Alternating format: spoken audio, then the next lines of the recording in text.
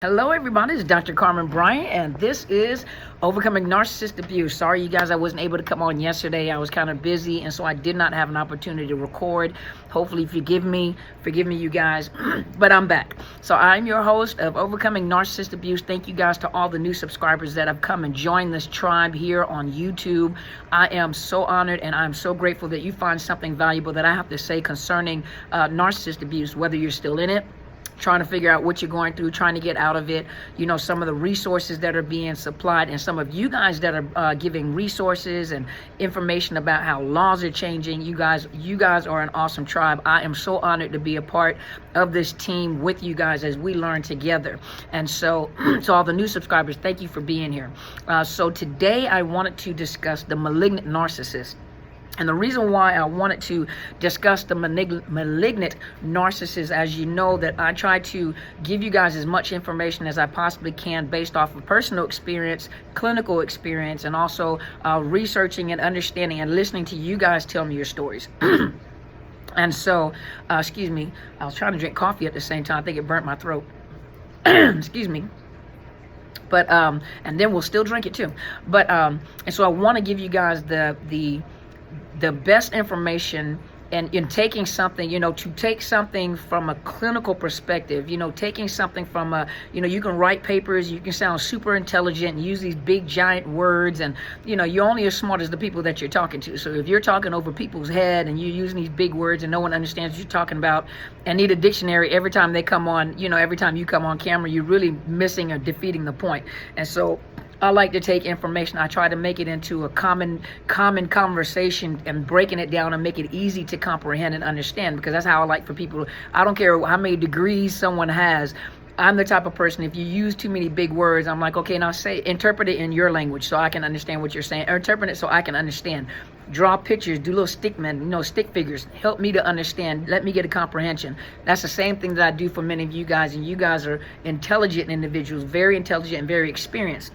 And so with the experiences that you have, I like to interject, you know, because sometimes you don't understand how you draw these narcissists. And so a lot of times your mindset is based on the relationships that you've had, and you're wondering how to narc-proof your own self. You know, how do I keep from drawing these people to me, or how do I protect myself from these type of relationships? And some of you have been, you know, gracious enough to share with me that you even sought consultation with Mr. H.G. Tudor.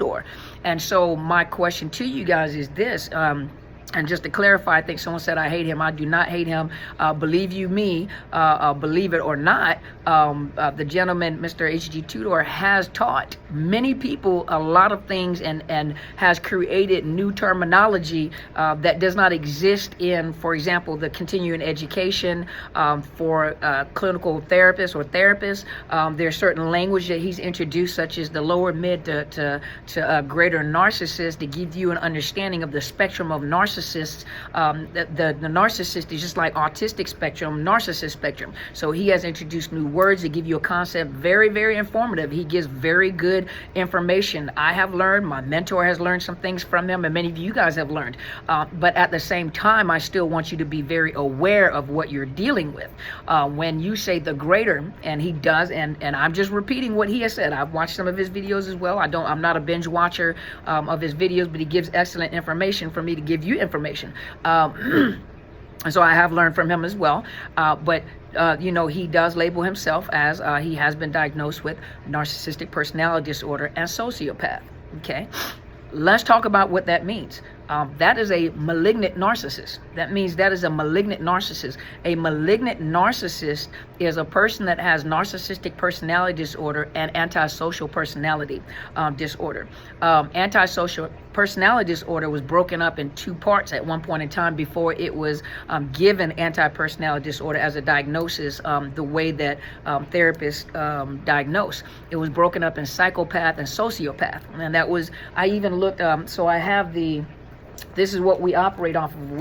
This is the new edition, the Diagnostic and Statistical Manual of Mental Health Disorders, which I think I ordered maybe like 2 years ago. It came out in, this is the 5th edition, so this came out in 2013, I think it was. So this was published in 2013. So the one prior to that, I pulled up my other one, which was an older one. It's the DSM-4. And even in there, psychopath and sociopath was not in there. It was anti-personality disorder. So they took those two, the psychopath and sociopath, and put them together and labeled them under antisocial personality disorder. So when you're talking about a greater narcissist, you're talking about a narcissist sociopath. You're talking about a malignant narcissist. And there are people seeking consultation, and he has become wealthy. Books and videos and interviews, and people, you can hear people how excited they are about talking to him. And, you know, hey, you do you. You get your hustle on, make your money. You know, people got to pay bills. That's how they do. But let me tell you what you're dealing with when you're dealing with a malignant narcissist. So I went to the medical dictionary. It's the Feed dictionary. You can look it up under malignant narcissist. And under the malignant narcissist in the medical dictionary, let's see which one is a generic term. So this is not something you're going to find in the diagnostic manuals. This is not something that you know, 9 times out of 10, if you don't know what it is, you won't hear therapists use that term, because we had to learn those terms too. It makes perfect sense too. So a malignant narcissist, a generic term for a finding in a person with psychopathic personality disorder, which is characterized by marked narcissism and antisocial behavior. Such inhumanity and propensity toward evil may be extreme and is common in serial killers and dictators. Let's see. And this is McGraw-Hill Concise Dictionary of Modern Medicine. This is psychiatry, a range of psychopathic personality disorders characterized by the coexistence of marked narcissistic and antisocial traits.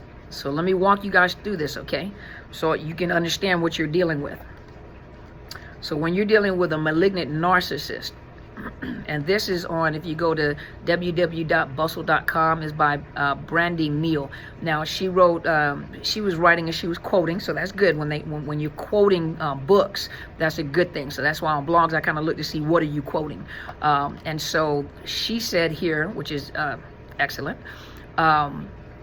Narcissist comes in many forms, including what's often termed as malignant narcissist. Signs of malignant narcissism includes a mix of narcissism, antisocial personality disorder, aggression, and sadism.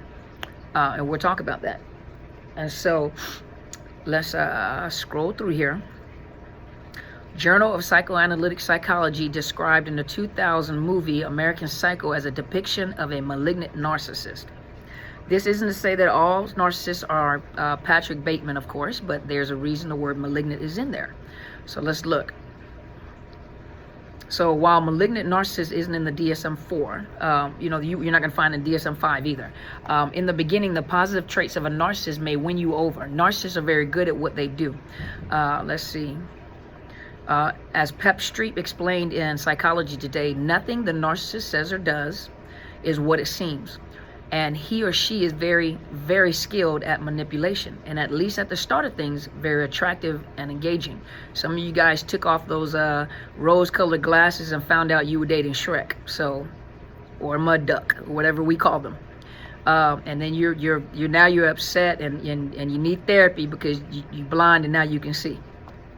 I'm not just messing with you guys. You guys do need therapy. You need to come in and see someone to help you get beyond this. But now you can see, you got the right glasses, right prescription on, and now you can see, and that came from that no contact, where you had the opportunity to lift that fog lifted, where now you can see all the things that, you know, when you're close in proximity with someone that's constantly manipulating, driving you crazy and gaslighting, you know, that crazy making, you know, you'll lose the sense of reality. That's why many of you guys question yourself, question common decisions that you need to make. You question whether you're a narcissist. If you are really anxious, and some of you guys have gotten really anxious, if you're really anxious and concerned that you may, let me take this off, that you may be a narcissist, you know, there's a possibility you're probably not a narcissist. And so let's see. Meanwhile, Carrie Barron, she's a medical doctor, described malignant narcissists on Psychology Today as intelligent, high-functioning, sometimes soft-spoken. She says soft-spoken. Not all of them are soft-spoken. Charming, tearful, seemingly emotional, gracious, well-mannered, kind, and having the ability to form relationships. Mirror and facade and illusions. You draw the picture for them and write the script at what script and role they need to play in your life. And so let's see. So it's easy to see at first sight that this person could be appealing. However, Barron also wrote that the combination of subtle paranoia, lack of conscience, and sadism is in a malignant narcissist renders these individuals scary, dangerous, and ruthless. So these are some of the things you're going to find dealing with which is not a official diagnosis. It's not an official diagnosis. You'll find, the sense of entitlement. We talked about that. The lack of conscience and empathy. The malignant narcissists don't have. They lack the ability to empathize. So the same thing as narcissists. Empathy is an experience of understanding another person's condition through perspective. You feel empathy for someone. You place yourself in a metaphorical shoes, and then you try to feel what they feel. That's empathy. Let's see. A sadistic streak. So a sadist is someone who enjoys the suffering of others. Susan Krauss Whitborn, PhD, describes two types of sadists in psychology today: vicarious sadists and everyday sadists. A vicarious sadist might enjoy killing his or her opponent on video games or watching others be hurt, humiliated, or killed in violent movies. However, the person does not actually participate in the harm of another person in real life. An everyday sadist is willing to inflict actual emotional and physical harm or humiliation to another living creature and gains enjoyment from it. Egocentrism. Everyone knows, out of control ego, so we know that's a part of the narcissist. Let's see. Egocentrism can cause us to make incorrect assumptions about what other people are thinking or feeling. But a person can be egocentric without being a narcissist. Someone who's just egocentric is able to see the other person's point of view, but a narcissist becomes annoyed or even enraged when others fail to see things their way. Okay. Grandiosity, we know that's a part of narcissism. Paranoia. Paranoia is referring to someone who feels excessively suspicious without justification and or believe that others are plotting against them. They read far too much into everything that people say and are quick to criticize, but they are not open to criticism themselves. Let's see. A manipulative nature. Most people, here it says that most people have manipulated people, so that doesn't make you a narcissist or a malignant narcissist, but most people have manipulated people, and you do it. Sometimes you do it on a constant basis. They're not, so Abigail Brenner, MD, wrote in Psychology, the manipulative people are not really interested in you except as a vehicle or a source of supply to allow them to gain control so that you become an unwilling participant in their plans. And so let's see. And will resort to gaslighting. They project their bad behaviors onto others. We know that. That's a part of it. So now let's move on. So I'm gradually bringing you into what you're dealing with, okay? But I'm just trying to give you guys some information to get yourself ready. Okay, so let's talk about, if my page would load so kindly. The question here on Site Central, and this was written by Darlene Lancer. She's a jurisprudence and a marriage family therapist. Jurisprudence means legal, meaning has a law degree. And what she said was, the question she asked is, are you dealing with a sociopath or a narcissist?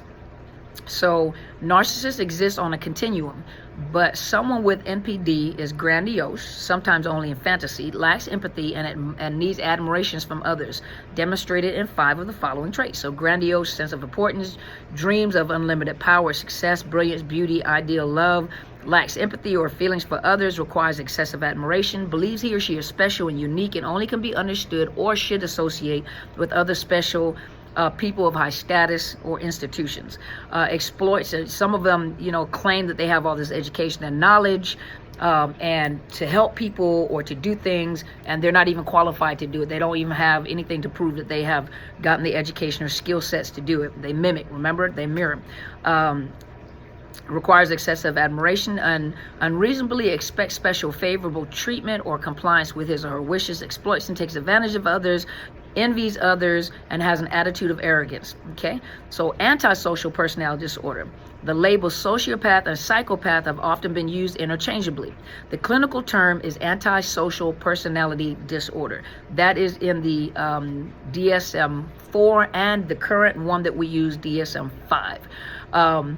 It is long-lasting and affects all situations, sometimes permanent. It is permanent. Permanent personality disorders are difficult to treat. Permanent personality disorder like narcissism, antisocial personality disorder, borderline personality, they're non-treatable. You can't treat them.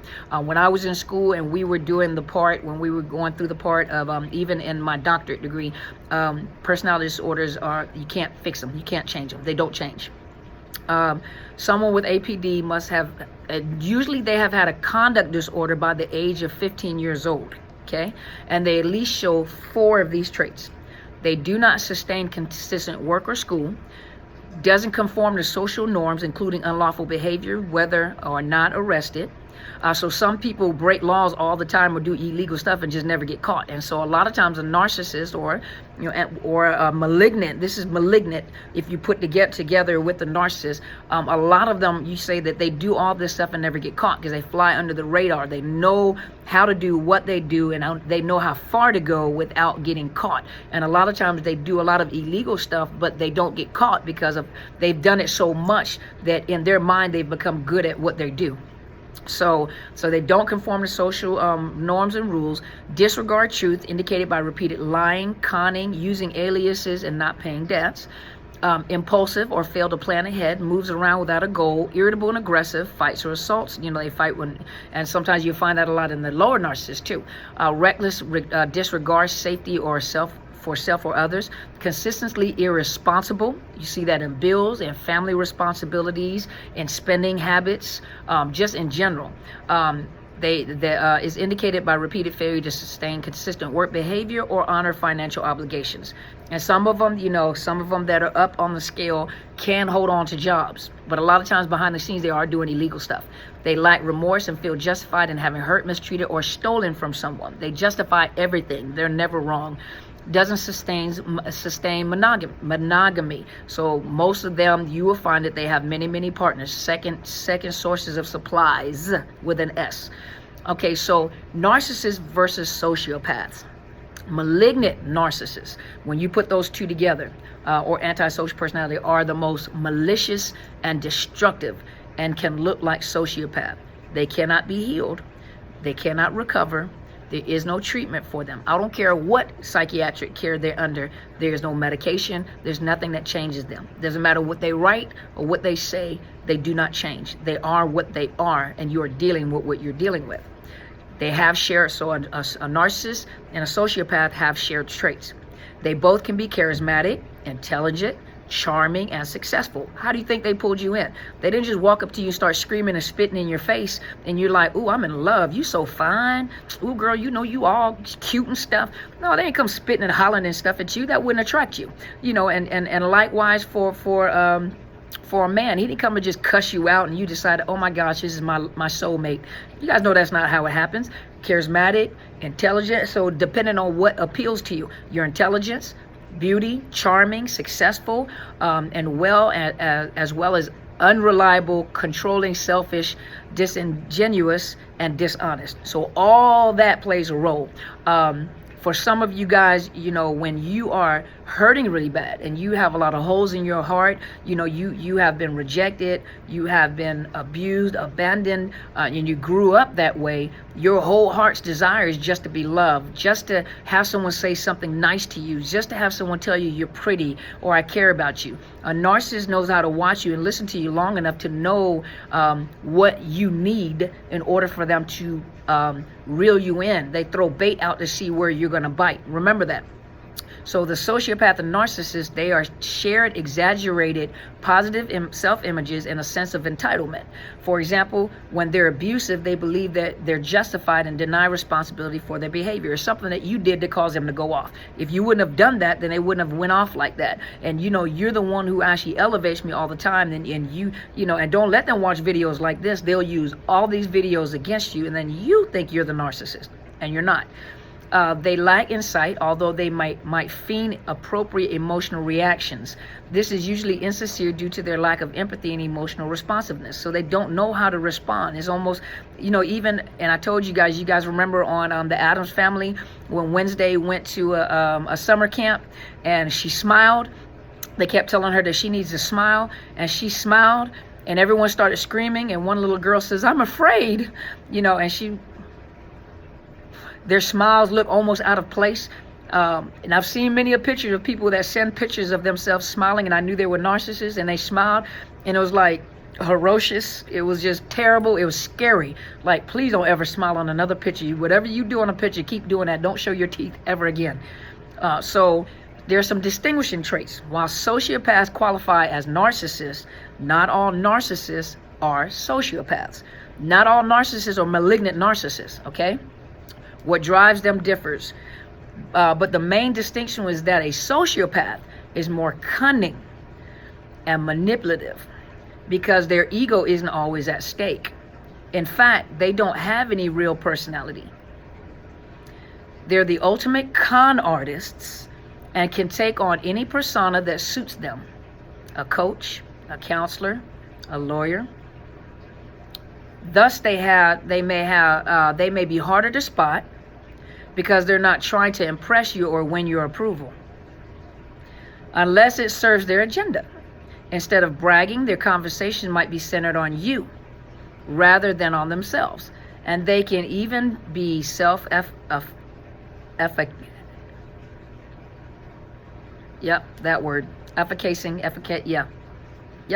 and apologetic if it serves their goal. And those, you gotta don't pick on me because I can't pronounce words. I spoke German first. Thank you. A sociopath is more calculating and might premeditate aggression in advance. A narcissist is more likely to react sooner with lies and intimidation. Narcissists often work hard to achieve success, fame, and perfection, but may exploit others along the way. So imagine you're putting these two together. In contrast, sociopaths try to swindle, steal, or exploit others financially. Although both characters may be motivated to win at all costs, narcissists are more interested in what you think of them. They need others' admiration. This makes them dependent and codependent on others, not just one person, on everyone to provide them with fuel. Anyone that provides them with fuel. And actually capable, they need others' admiration. It makes them dependent and codependent on others and actually capable of being manipulated. So they can be manipulated too. Remember, they're not what they look like. They are an illusion. They're less likely to divorce their spouse than a sociopath, who might leave or vanish if they're exposed and don't get what they want. Narcissists will leave too. Okay, so you guys got that. So let's move on. Are you guys getting something out of this? Are you learning something? Are you guys understanding what you're dealing with when you're dealing with a malignant narcissist? Okay, remember now, let's go to antisocial personality disorder. This is where the sociopath and psychopath has merged, and they've given it one diagnosis called antisocial personality disorder. According to the DSM-5, and I had it open. According to the DSM-5,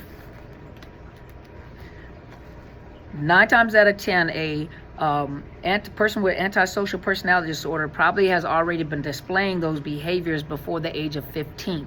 And some of the things that some of the features are failure to conform to social norms with respect of lawful behaviors as indicated by repeatedly performing acts that are grounds for arrest. Deceitful, and this is coming from the manual. Deceitful, as indicated by repeated lies, uses of aliases, or conning others for personal profit or pleasure. Impulsive or failure to plan ahead, irritability and aggressiveness as indicated by repeated physical fights or assaults, reckless disregard for safety of self or others. That's to include psychological and emotional recklessness. Doesn't matter what they say, they'll make you feel like that they're very smart and know what they're talking about, and you'll believe it because you have hope and you want to believe something good. Consistent irresponsibility, as indicated by repeated failure to sustain consistent work behavior or honor financial obligations. That includes family relationships, emotional responsibilities, lack of remorse, as indicated by being indifferent or rationalizing having hurt, mistreated, or stolen from another. The individual is at least 18 years of age. There is evidence of conduct disorder with onset before the age of 15, and the occurrence of antisocial behavior is not exclusively during the course of schizophrenia or bipolar disorder. So see, there's other disorders that people can have. And so here it basically says the same thing, kind of broken down to make it sound easier. Violation of physical or emotional rights of others, lack of stability of job and home life, irritability and aggression, lack of remorse, consistent irresponsibility, reckless impulsiveness, deceitfulness, and childhood diagnosis or symptoms consistent with conduct disorder. You can find this on Psychology Today, Antisocial Personality Disorder. Okay, let's move on to, are you guys getting something out of this? Okay, this right here is talking about how to spot the sociopath. And this is Bill Eddy, licensed clinical social worker. And he's also a lawyer. He has a JD, so he's also in the legal. So they have a lot of experience in the legal. They see it in the courtrooms. Okay, so just to scroll down, I wanted to bring something up to let you guys know. The following are several hints you may pick up from someone by using this method. So you're dealing with sociopath. Now remember antisocial, but sociopath. Remember that term sociopath I said at the beginning of the video. Their words. Sociopath are fast talkers. That doesn't mean they talk fast like I do. Fast talkers meaning they're hustlers. They're hustlers. That word salad, you know, that word confusion. Their words are mostly, if not entirely, false. But they use many words designed to cover their behavior. They may be a completely different person from whom they say that they are. Watch out for extremes, big promises, big stories about the past or the future, and big plans with no basis for them or no experience at whatever they're planning. Extremely positive words. You're the best. I can't live without you. I'll never hurt you. You know, all these wonderful words that you're looking for that your heart desires to hear. Extremely negative words. On the other hand, the words can be extremely negative, often after they've known you a little bit. That's when they start to gaslight. You know, the trauma bonding starts. They'll blame you. You become the target of their blame for minor non-existent offenses. The switcheroo. Remember I said about the bait and switch? A sociopath will often switch back and forth between extreme charm and extreme threats to get what they want. So they're bullies. And so are narcissists, depending on what they see or isn't working at the time. Watch out for strong opinions, which they then drop to adopt the opposite point of view, when it's convenient. They'll say one thing, and then when you maybe prove to them what they're saying is wrong and is legitimate, if they get through the argument or someone else agrees, then they may say, yeah, but that, you know, that's what I was trying to say. You kind of misinterpret what I was trying to say. I couldn't really articulate myself. That's what I'm saying. And then they switch totally to the opposite, and you're thinking like, that is not what you just said. They will use whatever words they perceive as helping them dominate the situation at the moment, like an artist's palette of colors. They also figure out your weak spots and vulnerabilities, same as the narcissist. They play on them positively with words to boost your ego. So be careful if you are vain, or if you are a vain person, or if you're prideful, they'll play into that. And you will destruct your emotions. How do you feel around the person? It's often your emotion will first tell you to be aware. There's your red flags, and some of you guys have downplayed those red flags because your brain wants to believe them. You have that desire to believe goodness in people. You can't believe that people can actually be this bad. Many people marry sociopaths, or hire them, do business deals with them, or elect them to responsible positions, even though they saw some warning signs. Don't dismiss what you see. Don't dismiss what you feel. If you don't feel right, go with that feeling. That's what many of you guys have discarded. You didn't go with the feeling. They wanted to believe the person's words rather than to pay attention to how they felt. Trust your feelings more than their words. If you have an uncomfortable, extreme feeling, check it out. Do a little research or ask around about what people think of so-and-so. Fear. One common feeling around a sociopath is that they could hurt you if they wanted to. Sociopaths can be predators. So you may naturally feel uncomfortable being alone with them. You may suddenly get the feeling that you want to get out of the situation. Go and don't ask questions. We'll ask questions later. Don't let them talk you out of your fears. Take your time and get more background information. Remember, narcissists too, they move fast, because they're trying to do something. They're moving fast. And if you're going with the flow, they're going to move fast. Think of a hustler, think of a drug dealer, think of a car, a person that's not all car dealers are hustlers, but they know how to hustle and they make a sale. They're good salesmen. They have a good pitch. They practice. This is the infatuation. This is the other extreme. Because of their many extremely positive words, people can fall in love with them, especially if you are lonely and grieving or have a low self-esteem at the time. So think about, you have Ted Bundy. You have so many women that were going Google and Gaga over this man, trying to get to him in prison, wanting to marry him. I think he did get married, didn't he? Then you have, you remember Ramirez, who was the Night Stalker? Very handsome man, but very creepy, and he was into satanic stuff. But yet you had women that were flocking to him and just wanted to marry. I think he got married too. Just because there's something about that danger that people are drawn to. Who else? Charles Manson. People just flocking to him. He just malignant narcissism. I don't know what they were, but malignant narcissists or sociopaths, psychopaths. People are drawn to that danger. You got to be careful. You got to check yourself out when you're drawn to danger. What is it in you, your low self-esteem, that just mesmerizes you about these people's voices? The voices are mesmerizing. What they say, how they say what they say. It's almost like you become hypnotized by them. You got to remember, these are all the tools that they use. I don't care where they are. I don't care what care they're under. They're still who they are. A snake is gonna bite if a snake is gonna bite. That's what they do. That's their nature. Tigers don't change their stripes. Scorpions are gonna sting if you get too close. That's their defense mechanism. A bee, if agitated, is gonna sting you. Then they're gonna die. An animal is an animal, and they are, especially animals in the wild. A lion is still a wild animal. You go in there and mess with them, they're gonna eat you, or they're gonna bite you. They're gonna kill you. A narcissist is a narcissist. Narcs are gonna narc. That's what they do. I think Quinn Holiday said that. Narc is gonna narc. They narc. That's what they do. So you got to remember what you're dealing with. But then when you're dealing with a malignant narcissist, you're dealing with a person, a narcissist sociopath. You're dealing with a malignant narcissist with anti-personality disorder. And they are what they are. Another thing you need to pay attention to is extreme sympathy. If you find yourself feeling extremely sympathetic towards someone, you may want to check that out. If you're over sympathetic, you might want to check that out before you say anything and stroke them. Sociopaths are skilled at claiming they have been victims and tell good stories to go with it. They often take advantage of people in vulnerable and sympathetic situations. That's why a lot of you that are empaths were sucked into it, because you're over empathetic, and they drew onto those sensitivities that you have for people. You got a good heart, and so they drew onto those sympathy and empathetic features or your personality. That's your personality. Let's see. By playing hard on your sympathy, they may be able to get you to do things you would not normally do for anybody else. And some of you guys have said that. Their behavior, the 90% rule. Let's see. Ask yourself, would you ever do that? When you see certain behavior, extreme behavior is common for sociopath. They quickly cover it up with excuses. Oh, you know what? I really apologize. I was really, really tired. And when I get tired, sometimes I do and say things that I did not mean. Please forgive me. I still need to work on myself.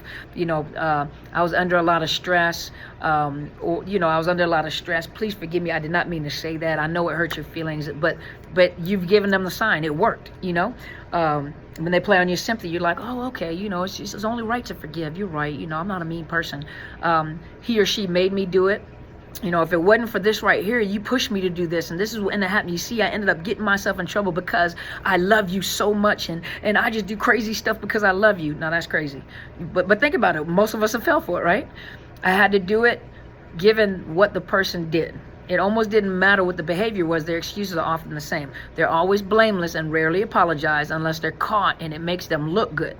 So even their apologies are not real. Targets of blame. So remember, remember we talked about that before. When they flip it around and you become the blame, they focus on targets of blame. So people they feel justified in treating cruelly, whether their families or at work or their communities. So they justify, and this is sociopaths, smiles and smirks and laughter. One surprising aspect is to see how they enjoy people's pain and hardship. Some of you guys have said it about the narcissist as well. When you were crying or when you were hurting or when you were begging and pleading, it's like they have this smirk on their face, like they feel satisfied that they were able to cause this pain. In legal cases, what he was saying, because, you know, he's a lawyer, I've seen sociopaths smile, smirk, or outright laugh when a victim tells their story in a deposition or in open court. It gets your attention because, again, 90% of people would rather do that. They would know better and feel some empathy for the victim. If you see someone smiling, smirking, or laughing out loud as they watch another person's pain on TV or in a movie or on the street, at an accident, you may be watching a sociopath who can't help themselves or themselves. Childhood behavior history. Remember, we talked about the conduct disorder. So hopefully you guys are getting something out of that. You get an understanding of what a malignant narcissist is. Okay, let's see. So we've already went over the sociopath, antisocial personality disorder, you know, psychopathy. What is psychopathy? And this is on Psychology Today again. So psychopathy is among the most difficult disorders to spot. The psychopath can appear normal, even charming. Underneath, he or she lacks conscience and empathy, making him or her manipulative, volatile, and often by no means always criminal. So they're not always criminal, but criminal. They are objects of popular fascination and clinical anguish. Adult psychopathy is largely impervious to treatment, meaning you can't treat it. Through programs are in place. Okay, so we'll pass that. The terms psychopath and sociopath are often used interchangeably. Now you know it's called antisocial personality disorder. But in correct parlance, a sociopath refers to a person with antisocial tendencies that are ascribed to social or environmental factors, whereas psychopathic traits are more innate, though a chaotic or violent upbringing may tip the scales for those already predisposed to behave psychopathically. Both constructs are most closely represented in the Diagnostic and Statistical Manual, the DSM, what we talk about as antisocial personality disorder. So psychopathy, so the DSM doesn't use psychopath or sociopath anymore. Let's see. A psychopath is the psychopathic mind. Psychopathy is a spectrum disorder and can be diagnosed. So they're telling you how it's diagnosed. So the bar for clinical psychopathy is a score of 30 or higher. Serial killer Ted Bundy scored 39. Okay, let's see. So we got that. So this is the last one, and then I'm done. I know this is a long video. So the difference between a psychopath versus a sociopath, we talked about narcissists before, right? So we talked about the traits of a psychopath. Here, and this is on Psych Central. This is by John M. Gorhole. He's a PsyD. He's a psychologist. He's the founder and the editor-in-chief. And what he said is that psychology researchers generally believe that psychopaths tend to be born. It's likely a genetic predisposition, while sociopaths tend to be made by their environment, which is not to say that psychopaths may also suffer from some sort of childhood trauma. Psychopathy might be related to physiological brain differences. Research has shown psychopaths have underdeveloped components of the brain commonly thought to be responsible for emotion, regulation, and impulse control. And remember, with a narcissist, they have a problem in the prefrontal lobe, prefrontal cortex, which is the emotional, the emotional and the personality formation. And remember, they have a problem with the empathy and compassion and also the oxytocin, the bonding chemicals. And so you know that they have also, through trauma, some type of trauma, have been altered, usually in a young age, and it just grows worse with time. Let's see. Psychopaths in general have a hard time forming real emotional attachments with others. Instead, they form artificial, shallow relationships designed to be manipulated in a way that most benefits the psychopath. Just like the narcissist. People are seen as pawns, so as tools or as utensils or as sources of supply to be used to forward the psychopath's goals. Psychopaths really rarely feel guilt regarding any of their behaviors, no matter how much it hurts others. But psychopaths can often be seen by others as being charming and trustworthy, holding steady, normal jobs, some having families, being in loving relationships, while some of them tend to be well educated, and they also have learned a great deal on their own. Let's see. Psychopaths engage in criminal behavior. No, when a psychopath engages in criminal behavior, they tend to do so that minimizes the risk to themselves. They don't mind getting you in trouble. They're just going to minimize the risk to themselves.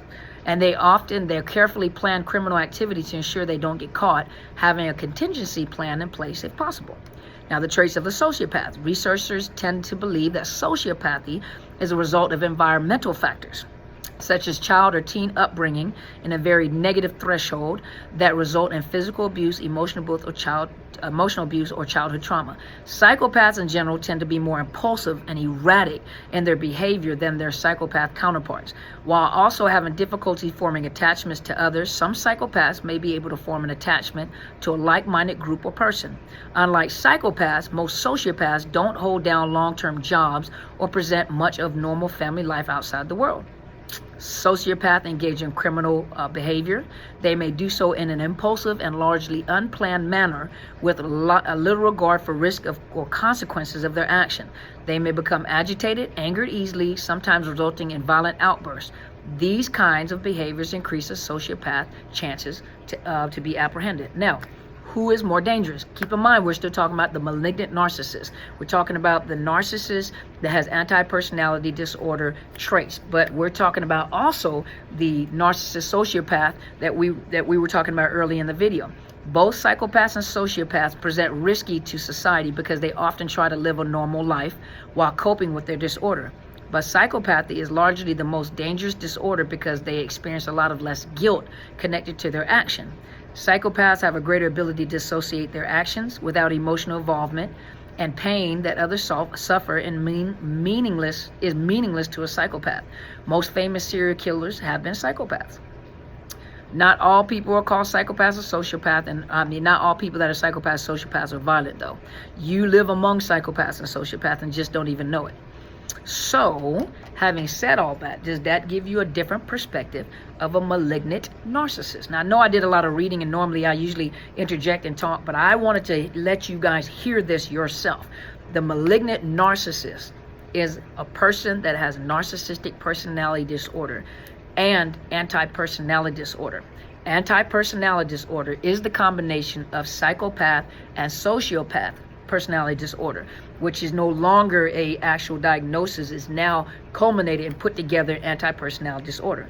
So when you go and seek advice from a narcissist sociopath or a malignant narcissist, understand what you're dealing with. They're very dangerous people. They fly under the radar. They usually are in trouble with the law. And on top of that, most of them will not seek counseling whatsoever unless court ordered. So when they're court ordered, they will do it. And you've heard the story. You've heard the story already that the good doctors have ordered the individual, Mr. H.G. Tudor, to do writings and to give you more info. So you are getting a lot of good information, but he was court ordered to do it. Otherwise, he wouldn't have done it. And because he does it and gets a lot of fuel, and probably a wealthy guy, you still got to remember what you're dealing with. So I just want to inform you, you do what you want to do. You do you, boo-boo. You do you. You do whatever you want to do. But when it comes to healing, you have to be wise in your healing. You've got to get as much information and understanding of what you're dealing with. And those of you that are concerned about, demagnetizing yourself and not drawing these people back into your life also have to deal with the fact not just you were romantically linked or came from a home that had narcissistic parents, but you're also trying to become more aware of those that are in public, in your public surroundings, to, minimize, sometimes you can't minimize the contact you have with them, but to minimize and safeguard your own self. You got to put up your guards. You don't want to walk around hypervigilant and hypersensitive. And a lot of you do deal with post-traumatic stress disorder or complex post-traumatic stress. And so a lot of you guys are dealing with hypervigilance, you're dealing with hypersensitivity, you're having flashbacks, nightmares, anxiety off the chain, major depressive disorders. And I urge you and encourage you to go to counseling to some type of person that understands trauma so they can deal with those symptoms. EMDR is a good counseling, EMDR, which helps decrease that anxiety, and even biofeedback. Ask them about biofeedback and EMDR. That will help you. My colleague used to do that, and it worked wonders barriers for a lot of people. And so I just wanted to give you that information because you don't want to walk around hypervigilant and hypersensitive, but you still want to walk around with your guards up, using wisdom as opposed to using your emotions. Do not make decisions or jump into a relationship based on how you feel. You know, oh, this feels so good, I feel so. That's how you got into the first relationship or the second or third relationship with a narcissist. Don't go by your feeling. Use wisdom, use education, use this newfound knowledge that you have. And hopefully, I know this was a long video, but that's why it took me so long yesterday and I wasn't able to come and record, because I was studying it to figure out how I was going to bring the information. I knew it was going to be a long video and I had to do it in between clients, but I knew it was going to be a long video, so that was one of the reasons why I wasn't able to record yesterday. But hopefully you found some more information to give you some more information on what you're dealing with, and this is the malignant narcissist. So now you guys have a better understanding. So thank you guys so much for tuning in. If you have not already, please subscribe to my YouTube channel. It is Dr. Carmen Bryant, Overcoming Narcissist Abuse. Hit the bell so you know whenever I upload videos. I upload Tuesday through Friday, unless, of course, you know, clients and traveling. And then on Sundays, I come on live between 8 and 9 o'clock Pacific Standard Time, which is the West Coast time in the US of A. This weekend, I am traveling, so there is a possibility I do not have any place to come on live. I'll try, but I'll make sure I post something to let you guys know I'm thinking of you and to encourage you and give you some encouragement to go through and start your week. But I am traveling on Sunday, so I just want you guys to know. So thank you guys so much. I do have a new Facebook channel. I was having some problems with the page uploading. I'm even having problems with uploading videos on the new page. The video that I just recently uploaded took me 2 days to upload. I'm shocked. I think it just uploaded this morning. So it took me 2 days to upload it. And so sometimes it's the link to the YouTube channel. I do put that on there, but I was having some problems with uploading. But I do have a Facebook page. It's Overcoming Narcissist Abuse, and you'll see me, my little swoop, you know, which is the common picture on there. And I also have psychological health consultants and services. Those that are on there, if you go, you'll see it in my, you know, as you scroll through my timeline, you'll see Overcoming Narcissist Abuse. If you want to go over there and please like that page. For those of you, and make sure you hit the like button. For those of you that are new or unaware, my book just came out last week. It is Unmasking the Illusion of Perfection. It is Unmasking the Illusion of Perfection. You can buy it on Amazon. You can get the hard copy, you can get the soft copy, and you can also do Kindle.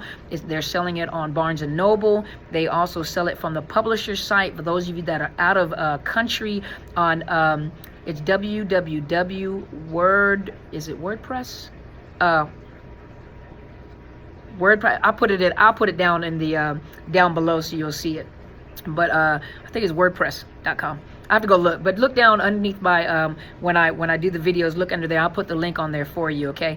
But please order the book. The book is written to show you what narcissism looks like played out. You know, a lot of times we can talk about it, we can write it down, and you see it on this piece of paper, but to see narcissism played out and the stories of these women that tell you about how they were affected and why they thought the way that they thought and how they got into these relationships and the abuse that the women suffered, and even the children and family members suffered, you know, and some of the ways that this narcissist thought, or the narcissists that they were talking about with the S, thought, and some of the things that were said to let you know that they do know what they're doing and how they're doing what they're doing. And so please go order the book. You know, please let me know what you thought about it. Those that you have ordered the book, I've got some feedback and I really appreciate it. Thank you guys so much for the feedback. Do know I'm working on a second book, a part 2, and now that one there will cover a lot more information. This first book was just to show you it played, narcissist abuse played out. Some of you guys know that you are not crazy, so a lot of you will see that you are not crazy and that your story is just like the rest of those stories. You can find yourself in that book, and the next one will break it down, okay? And so thank you guys once again so much. I know the video was very long. It's like 47 minutes, almost an hour. So, but thank you guys for tuning in and listening to me, and some of you guys say that you enjoy listening to me talk to you guys while you're driving back and forth through traffic. So I appreciate you guys. You guys go and be great.